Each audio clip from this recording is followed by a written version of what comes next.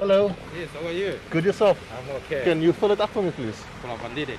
Yeah, What about oil and water? that's fine. Thank you. Thank you. Thank you. Have a good day. Thank you for being in my video.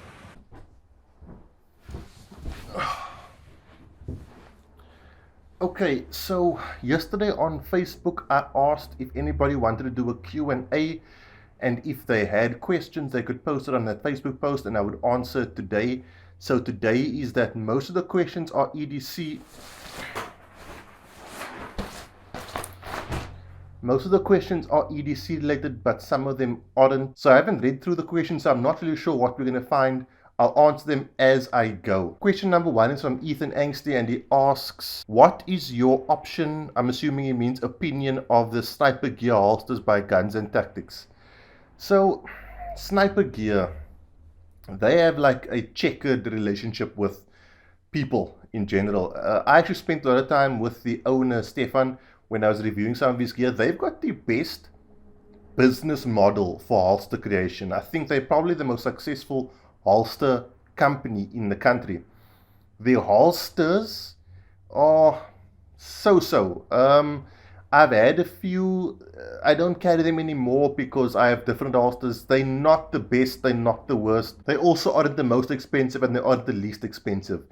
If you were to ask me personally, if I was going to spend my money, I would go for something like Southwest Holsters, Quantum Carry, Edge Custom Carry, those guys. But if you want a sniper gear holster and you understand it's probably going to be a basic Kydex holster, then you're good to go. I know a lot of people who are very unhappy with sniper gear, and I know a lot of people who are very happy with sniper gear. So take that for what it is, kind of like maybe 50-50 split, I don't know. Okay, next question is from Quentin Ferguson.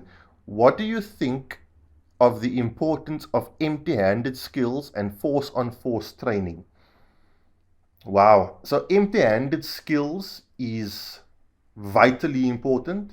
Force-on-force training is important if it's done properly. What I mean by that is you can't just take a run-of-the-mill guy who's never been in any kind of combat sport and chuck him into full force-on-force training. Even though that's probably how it's going to be in the street, that person is never going to come back and train. And I feel that if you run a course where people never come back and train, you're running that course unsuccessfully.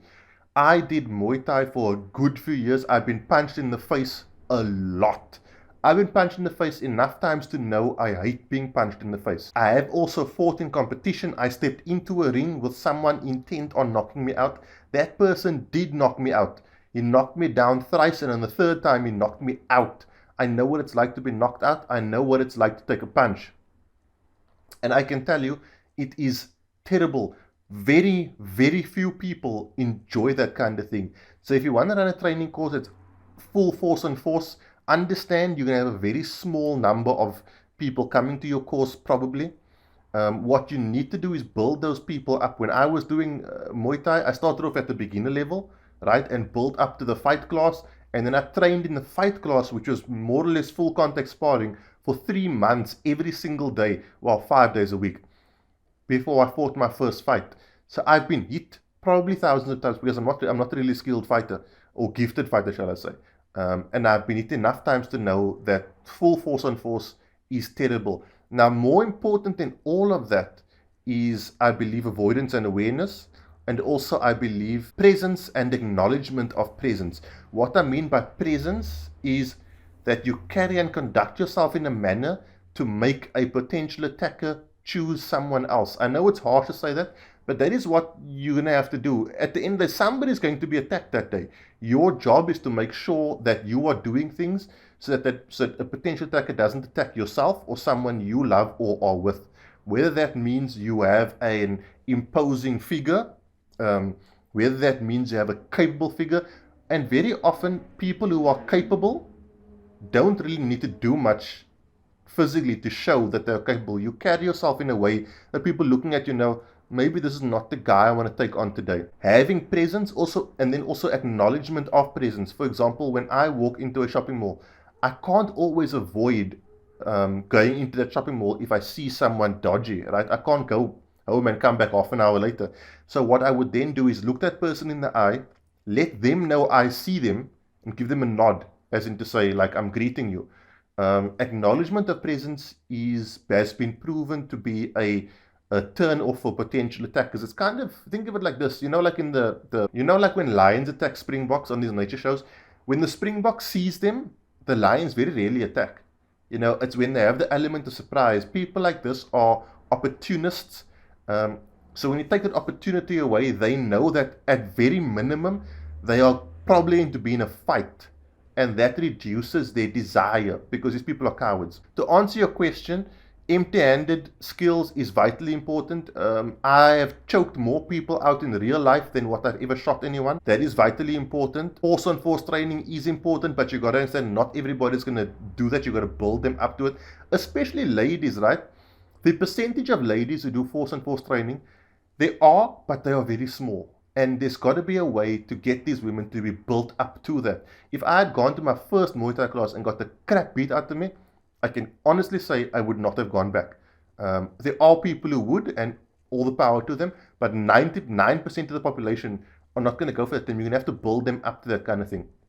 So force on force training, very important. Empty-handed, very important.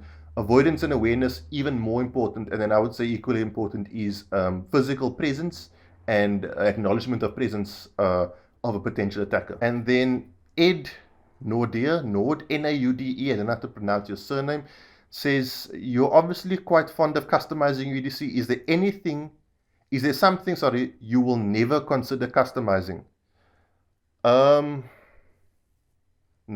I would more than likely customize everything. If I had the ability, I would customize pretty much everything. And then Alvio Rodriguez, my question would be, which self-defense round would you recommend using for EDC for a Glock 19? Hollow point rounds. I'm not going to stipulate which flavor, but I feel there should be hollow point. And then Jono McCann, please could you assist a newbie / about to be gun owner? Why is appendix the new norm compared to traditional hip carry? I wouldn't say it's the new norm compared to additional hip carry. More people are carrying appendix. I would say traditional hip carry and appendix are the norms, and you can choose which of those suits you more. I find appendix to be more comfortable, more concealable, quicker, more accessible when sitting down. You get more holster options. I find when I'm carrying an appendix rig with a spare mag, that spare mag is exactly where I want it to be. So I wouldn't say it's the new norm. I would say that there's one person who carries strong side for every person who carries appendix. I just think appendix is more popular, and so you see it more on social media. At the end of the day, I would say you choose what's comfortable for yourself to carry. You choose your body type will have an effect on where you carry. So you've got to choose what works for you, what is comfortable, and you say that word in inverted commas, but you got to choose a carry methodology that allows you to carry as often as possible. But a lot of people carry strong side, and there's nothing wrong with that. There are some super fast people, super talented people who firmly believe in only carrying strong side. Uma Flanker, hope I'm saying it correctly. My question to you is, what happens when you shoot an intruder out of self-defense and let's say you kill him? Okay, so let's say, for example, it is a 100% guaranteeable self-defense shooting. There's nowhere else you could have gone. Your life or the life of innocent was in imminent danger. All measures were taken to prevent use of lethal force, and nothing succeeded, and use of lethal force was the only other option to save someone's life or your own life. If that is the case, then more than likely what will happen is the police will show up at some point. Your firearm will be confiscated for evidence and testing. You will be tested for alcohol, be asked to give a statement, although I think you are allowed to refuse that statement immediately. I'm not sure. I'm not a lawyer, so don't take me up on this. This is just my general knowledge of the topic. I also think then they will question bystanders or neighbors. So if it happened in your home, they'll question your neighbors. There will be a GSR test to test for the distance from the bad guy to yourself or the potential victim. If it is 100% clear-cut self-defense, lawful use of force, then at some point you will be cleared of all charges, but you will be charged. And once you are cleared of all charges, all your possessions that was involved in a shooting will be returned to you. So Sharoz Khan asks, is carrying a weapon-mounted light an advantage or a disadvantage? Absolutely, definitely an advantage. I carry a weapon-mounted light on me on a daily basis. When you're under attack, right, your ability to do things or many things is compromised. For example, if you have a flashlight in your left hand and your firearm in your right hand, even dropping the flashlight from your left hand becomes a complicated task. So if you can minimize the things you need to do, that's advantageous. So having a weapon-mounted light is definitely advantageous. I believe having a weapon-mounted light is highly advantageous. Having a normal handheld flashlight like this is mandatory. And then someone called Keto Villain, please talk about the license issues on your channel. I wrote my competency middle of last year and then submitted. Took 6 months. December I got notification SMS that my process was successful. Right now still waiting for my competency card. Okay, so I don't know how it works now. I got my license a long time ago, but back when I did mine, you sort of sent in all your documents and they gave you a competency certificate and then your card. So to answer the question is very difficult. It does take a long time. There's very little anybody can do about it. Have a look at the website GOSA, Gun Owners Africa. They may be able to help you out. But if you're still waiting for your competency, that's not the card you carry on you to allow you to go fetch a firearm. What you need is your firearm license card, your license to possess a firearm card. So that's a different thing. So if you're still waiting for your competency certificate, understand you have to wait a bit longer. Okay, then Sean Minnie, my MINNE. How many people have good training with the EDC goodies like knives, and how important is it? Very few, and it's very important. It's hard to find really good courses, especially when it comes to knives, but the simple fact is there are a lot of things you can do at home when it comes to your firearm.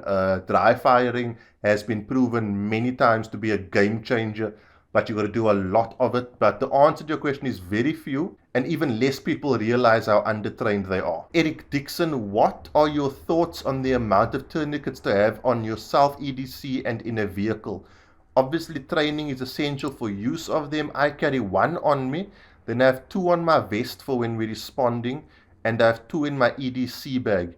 Obviously, everyone carries different ways for their reasons and ways. Tourniquets are vital. The more you can carry, the better. The thing with a tourniquet is, if you need a tourniquet, you really need a tourniquet. So the more you have on you, the better. Judging by your post saying you carry it on your vest, you're some kind of first responder or emergency services. So you are awesome, well done. But as many as you can possibly carry, because your friend next to you, your mom, your dad, whoever else who is not carrying them, might need yours to save their lives. So if you can carry a backpack full of tourniquets, I would say carry a backpack full of tourniquets. Yeah, I don't really see, there's not a limit to how much you should carry, but I mean, it does become unreasonable. Like, don't walk around with a backpack full of tourniquets. As much as you can carry reasonably. Andre De Beer, any tips for a first-time firearm carrier? Make sure you practice trigger finger discipline. It's more natural for when you're holding a firearm for your finger to go on the trigger when you're a new firearm carrier. Because as a child, that's how you held a firearm, a toy gun, right? And that's the only reference point you're going to have. So remember, this thing has to stay like that along the frame. Or you can have like a high V, like that. That way there's tactile reference for where your finger is. But make sure you maintain trigger discipline.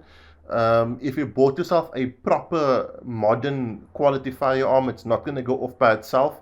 So don't be too concerned about that. Reholster very, very slowly. No one ever challenges you to reholster in like a 0.2 seconds. Take your time. If you're at wherever you are, if you're reholstering for the first time in the morning, just put your firearm on. Take your time. There's no rush. And make sure you practice a ton of self-discipline, self-control, and humility. And obviously get a lot of training. Dion Lawrence. Are empty chamber carriers the flat earthers of the gun world? Yes. Where did you get your suppressor sights when fitting the red dot? And could you fit it yourself? Okay, so This is coming into frame quite a bit right now, so let's just... Okay. My suppressor height sights, he's talking about these here. They were done by Jonker and Sons. They were custom made for me by Jonker and Sons. And to answer your second question, no, I could not fit them myself. They needed to be fitted for me by Jonker and Sons. I know it's something you can do yourself, but you need specific tools in order to do it, and I don't own those tools, so it was done for me by Jonker and Sons. Grant Charles, have you taken your Jeep off-road yet? Yes, in Jonker's Hook. Also, you have a Jeep. Why do you still drive with the roof on? I'm lazy to take it off and put it on.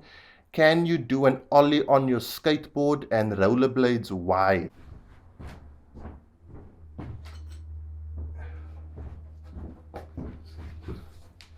So, Grant, this is my skateboard. It is a Sector 9 longboard. It's got no kick in the tail, right? So it's like very small. So I don't think I can do an ollie on this particular board.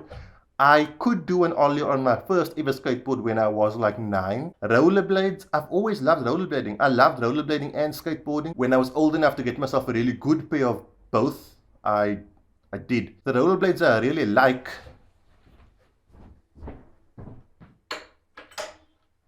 are blades like these, for example. These are USD Aeons. These are what's called aggressive skates. My races are also aggressive skates. They're designed for jumping and doing tricks and that sort of thing. They're super rugged. They're not like distance skates. They're designed specifically for tricks and things. So I think that's the answer to your question. Gert van Dellen, most overpriced useless piece of EDC gear / gimmick you've ever used.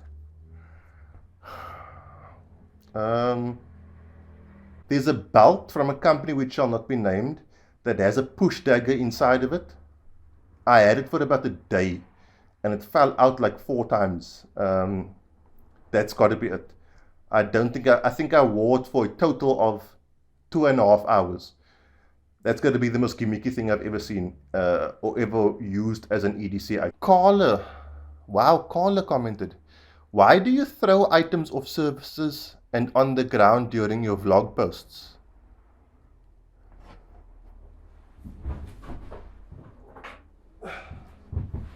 Carla,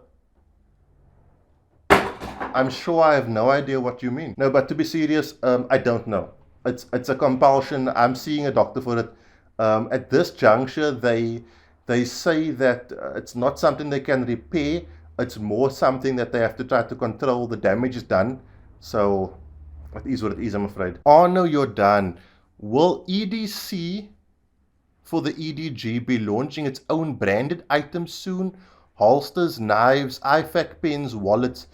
Oh no, hold on. I hope that you're asking that question because you already have one of every kind of EDC for the EDG cap. I'm just saying. But I don't know, maybe if it's supported, if you guys want me to, I can. Let me know, like, if you guys want to wear clothing branded with the EDC for the EDG logo. I'm sure I could work up something with Urban Warrior, but I don't know. Let me know if you want it. Oh no, again, what is the future of EDC for the EDG? I don't know. I'm going to definitely start doing more vlogs in conjunction with my weekly gear reviews. A lot of people have asked what my life is like. I have a very normal life, but I'm definitely going to be doing more vlog type videos during the week, and gear stuff will still be happening every Sunday at 6. Oh no, how did you order and get your LLOD holster? For those not in the know, this is the LLOD holster that Arno is talking about. They are really, really cool holsters. So how I ordered it is directly from Mike at Last Line of Defense. How I got it into the country, my aunt lives in California and she came to South Africa and brought it with her. If I wanted more, I would ask her to ship it to me. And then Richard Martin Bach, what a name. Richard Martin Bach, that's like a Viking's name. When are you going to have another competition, maybe a giveaway of one of those cool masks buff, all the things it can do, all the other things it can be, thingamajig. Because you said thingamajig, he's talking about this, these Urban Warrior masks / buffs. So Richard Martin Bach, because you said thingamajig and you have such an awesome name, pop me your address to this email address down below and I will send you one of these free of charge. There you go. So you have just become a winner on the channel just by asking a question. Adrian Stradom, if aliens exist, can we shoot them with our EDC? Now, this is something that's very serious and I think a real topic that should be considered, especially by the guys in Geneva. I think there should be a clause in the Geneva Convention as to whether or not we can use our EDC gear on extraterrestrials. It's a very important topic. It's one that keeps me up at night. This is what I stress about. Is it still considered illegal shooting something not from this planet? I don't know. I don't know. That's a good question. Nico Furry, under what conditions will you draw your firearm and under which conditions will you not? And please discuss the gray area in between. Where is it almost justified? Where it is almost justified but can still land you in trouble? I hope my question makes sense. There's no gray area.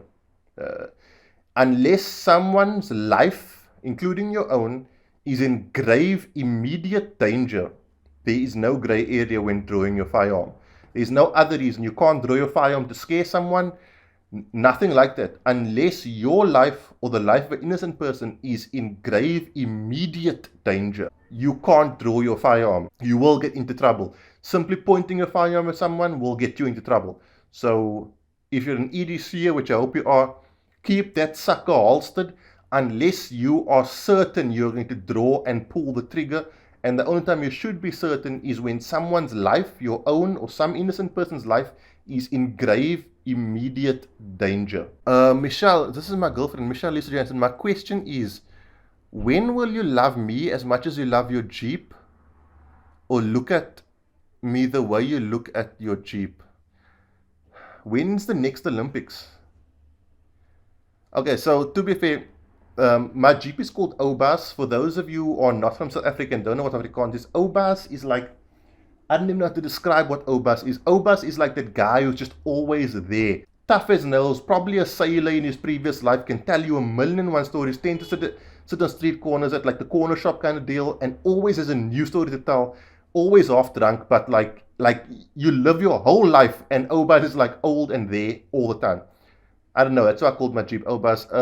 I love my Jeep. Most people wanted a Ferrari growing up. I always wanted a Jeep, and I got the exact Jeep that I wanted. Arno, you're done. Will promoting and working in conjunction with suppliers and stores help get a EDC for the EDG discount code? Yes. So I am dealing with an adventure company as we speak. They have some 900 different adventure locations around South Africa, and we are working and getting an EDC for the EDG discount code for them. So the answer to that question is absolutely. And then Reese Higgins, this is my godchild. He's like 6 or 14. I mean, you can't tell the difference these days. After Corona, do you plan on doing more vlogs? Absolutely. I'm going to do a lot more vlog style videos. People seem to enjoy it. I enjoy making them. And I think that's the most important lesson in life. Do things you enjoy, and do things you enjoy regardless of monetary remuneration, right? Just enjoy things and money will come. I don't really get money from YouTube. I just enjoy doing this. I enjoy the community. I enjoy the communication. I like the fact that YouTube is a two-way street, whereas like TV isn't. You can't ask someone on TV anything, whereas YouTube, someone can make a video and you can literally ask them a ton of questions as you are seeing here. So yes, I will definitely be doing more. Are you planning on doing more Q&As? Well, you guys tell me, do you want me to do more Q&As? If so, yes. If not, no. But what I'll do is, here's the deal. On Facebook, follow me on Facebook, EDC for the EDG. Very, very simple. I'll leave links to everything down below. I'm also on Instagram. Follow me there. On Tuesdays, I will post the Q&A post, and any questions asked can be posted on that post, and I will respond to them via a video. And you may even win yourself a free mask. And then there is Carl van Rooyen, more of an opinion than a question. The folks who did not renew their licenses timeously are mainly guilty of having safe queens. The reasons are numerous, I'm sure. Possibly. I grew up in a household of an EDC. My father is an everyday carrier since I can remember, and he's never missed a firearm license renewal. So, there are so many reasons. I don't want to get into it. I don't know. That's a question I can't really answer because it's subjective to different people. Glenn St. Joseph. Hey Ryan, I need training. Recommendations for Cape Town area. James Smart. Follow him on Facebook. He runs Street Smart. Excellent trainer, excellent person, has great knowledge of human beings. And I feel that that's the difference between an instructor and a teacher. Instructors instruct via curriculum. James Smart teaches. You can ask him a question about the human physiology, about why it's doing a certain thing, and he'll be able to answer you. I met James Smart like 12 or 13 years ago. He was a purple belt in Gracie Jiu-Jitsu. He's now a black belt, a proper Gracie Jiu-Jitsu black belt, like he got his belt from a Gracie member of the Gracie family. Speak to James Smart. He walks what he talks as well. He's as tough as he expects the people in his classes to be, and he knows how to build people up from a lower level. So James Smart, check him out, bug him for a training course. That's what I personally recommend. Okay, and then Shooter Anon, I'm assuming that's Shooter Anonymous, has 2 questions. What ammo do you carry and why? I carry these. It's gonna focus. I carry those, and they are these. I carry them because that's what was in the store at the time. I'm not overly fussed as long as it's hollow point rounds. I carry hollow point rounds because they are the most destructive rounds that I think is legal for an EDC civilian to carry. I have a personal question. No, that's not going to be personal any longer. I have a personal question that I struggle with when carrying appendix while driving. Do you have your sweater over your firearm, or do you tuck it between waist and body along the seatbelt? I have my sweater over my firearm under the seatbelt, so I'm still fully concealed. I have practiced that. You want to get that waist seatbelt as low as possible, sort of under your holster if you can. But yes, I carry my sweater over my firearm under my seatbelt. So I think that's it, guys. I hope you enjoyed this kind of thing. If you did, let me know, and don't ask any questions. I will post another question on Facebook next week, and you can ask on there. It'll also be on Instagram. So I'm EDC for the EDG on both Facebook and Instagram. Super easy to find. And then we'll do this again. If you liked it, leave a like. If you didn't, leave a down like. I try to be as concise as possible, but I tend to digress and get carried away in these things. I love this kind of thing, so yeah. I will either see you on Sunday for another gear review, or I will see you later in the week for a vlog. Until then, be safe, have a good one. Cheers, God bless.